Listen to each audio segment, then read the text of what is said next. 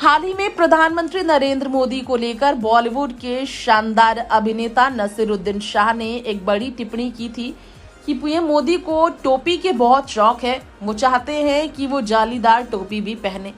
अब नया बयान है नसीरुद्दीन शाह का। सानिया मिर्जा का नाम लेकर उन्होंने दिया है बयान। मुस्लिमों को पढ़ाई से ज्यादा सानिया मिर्जा के स्कर्ट्स की है चिंता। नसीरुद्दीन ने ऐसा क्यों कहा?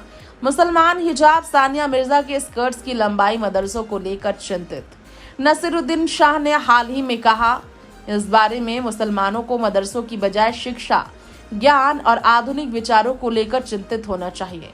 73 साल के नसीरुद्दीन ने कहा, पीएम मोदी का विरोध करना आसान है, लेकिन मोदी की सत्ता में आने से पहले देश में बहुत कुछ गलत हुआ है। देश में हमेशा ही धर्मों के बीच दुश्मनी रही है, ये कोई भूल क्यों जाता है? नसीरुद्दीन ने जमकर पीएम मोदी की सपोर्ट में उतरकर कहा, अब ये कहना गलत नहीं होगा।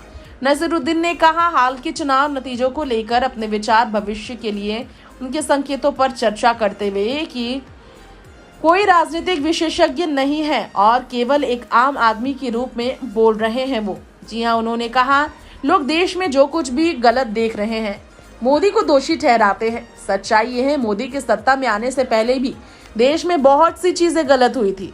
मुसलमानों की गलती रही है। जी हाँ, नसीरुद्दीन ने अपने ही धर्म के मुसलमानों को टारगेट पर लिया।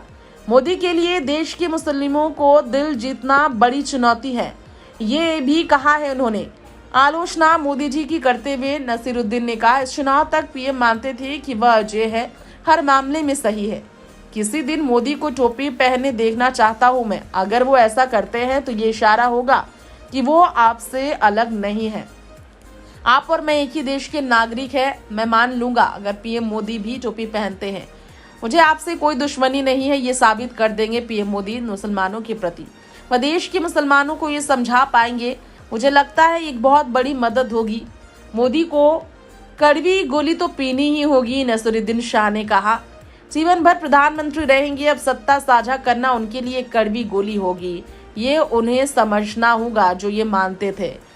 लोकसभा चुनाव के नतीजे आने के बाद उन्हें समझना होगा कि जनता का विश्वास जीतना कैसा होता है। सिर्फ एक धर्म के बजाय जनता में सारे धर्मों को गिनेंगे, तब ही उनकी जीत होगी। Next 9 live report.